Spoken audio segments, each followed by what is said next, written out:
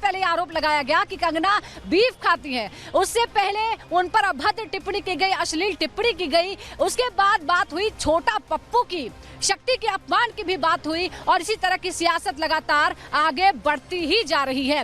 तो अभी तक आमतौर पर हिमाचल की जो सियासत है वो थोड़ी ठंडी मानी जाती है, लेकिन जब से बीजेपी ने अपना उम्मीदवार बना लिया है कंगना को, ये सीट हॉट सीट बन गई है और इसको लेकर लगातार विवाद हो रहा है, बवाल हो रहा है। हर रोज नए नए बयान सामने आ रहे हैं।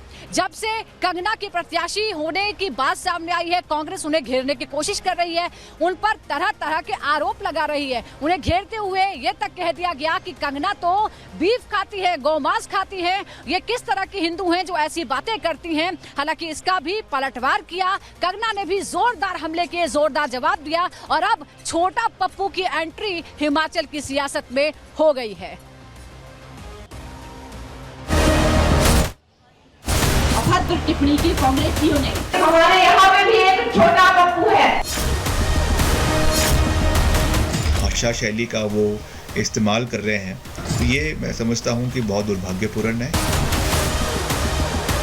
हिमालय की गोद में बसा हिमाचल प्रदेश वैसे तो ठंडा प्रदेश माना जाता है, लेकिन चुनावी साल होने की वजह से इन दिनों इस प्रदेश का सियासी पारा चढ़ा हुआ है। बीजेपी ने जब से मंडी सीट पर कंगना रनौत को प्रत्याशी बनाया है, तभी से कांग्रेस ने अपमान वाली सियासत शुरू कर दी। सुप्रिया श्रीनेत, राहुल गांधी के बाद अब कांग्रेस नेता और हिमाचल के मंत्री विक्रमादित्य कंगना पर जुबानी तीर बरसा रहे हैं। कंगना और विक्रमादित्य की ये जुबानी जंग बीफ से शुरू हुई और अब पप्पू तक आ पहुंची है। दरअसल ये पूरा विवाद हिमाचल सरकार के मंत्री विक्रमादित्य की एक सोशल मीडिया पोस्ट से शुरू हुआ, जिसमें उन्होंने लिखा कि हिमाचल की पवित्र भूमि पर गौमांस खाने वाले का चुनाव लड़ना अच्छा नहीं है। विक्रमादित्य के इस पोस्ट पर कंगना ने भी जवाबी पोस्ट किया। उन्होंने विक्रमादित्य के बयान को अफवाह बताते हुए लिखा कि मैं बीफ या किसी भी तरह का रेड मीट नहीं खाती। ये बहुत शर्मनाक है कि मेरे बारे में बिना बात के अफवाह फैलाई जा रही है। सोशल मीडिया पर शुरू हुई जंग अब जुबानी हो चली है। कंगना के पोस्ट पर जवाब देते हुए जब मंत्री विक्रमादित्य ने उन्हें पलटू राम बताया, तो कंगना ने बिना नाम लिए तीखा प्रहार किया। एक्सेप्ट किया है कि she has been doing that, she has been consuming that meat. आज उसी को क्लैरिफाई कर रही हैं, अपनी बातों को ही उन पे पलट जा रही हैं। तो हमको सर्टिफिकेट देने से बजाय जयराम जी को अपनी जो उनकी सहपाठी हैं, उनकी सहयोगी है, उनको, उनकी कैंडिडेट है, उनको वो जो है वो पलटू राम का सर्टिफिकेट देना चाहिए। लेकिन हमारे यहाँ पे भी एक छोटा पप्पू है, वो कहता है कि मैं गौमांस खाती हूँ और उसके पास एक वीडियो है, तो वो वीडियो दिखाता क्यों नहीं है? झूठा और एक नंबर का पलटूबाज है ये छोटा पप्पू। एनडीए इस बार 400 का लक्ष्य लेकर आगे बढ़ रही है। पीएम मोदी की विकास की गारंटी को जनता का सपोर्ट भी मिल रहा है। ऐसे में विपक्ष की बौखलाहट विवादित बयानों के तौर पर बाहर आ रही है। पहले विक्रमादित्य ने कंगना को अपनी बयानबाजी से उकसाया, जब क्वीन ने उन्हीं की जुबान में पलटवार किया तो मंत्री जी को प्रदेश की समृद्ध संस्कृति और परंपरा की याद आ गई। कि जो इनके प्रतिनिधि आ रहे हैं चुनाव में वोट मांगने के लिए, वो किस मुंह से समर्थन मांगने के लिए आ रहे हैं, ये उनको उसके ऊपर आत्मचिंतन करने की आवश्यकता है। और उसके ऊपर जिस तरीके की भाषा शैली का वो इस्तेमाल कर रहे हैं, वो सोने के ऊपर सुहागा है।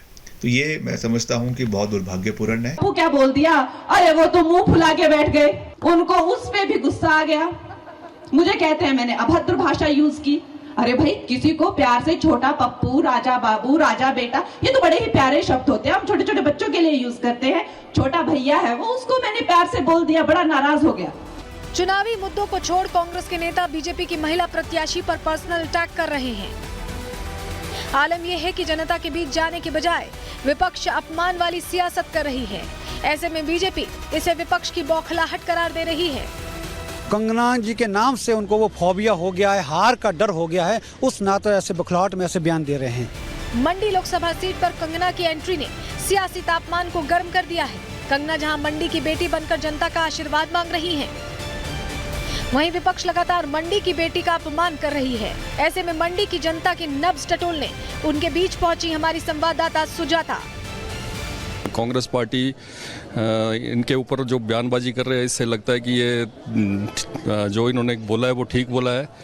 जो विक्रमादित्य जी को बोला है कि ये पप्पू है, तो ठीक है। किसी भी प्रत्याशी के खिलाफ अभद्र टिप्पणी करना और खासकर महिला के खिलाफ, तो मैं नहीं समझता इस बात को कि ये उचित है। कंगना के आने से इनकी आत्मा बहुत दुखी हो गई है, क्योंकि ये बुखला गए हैं सभी।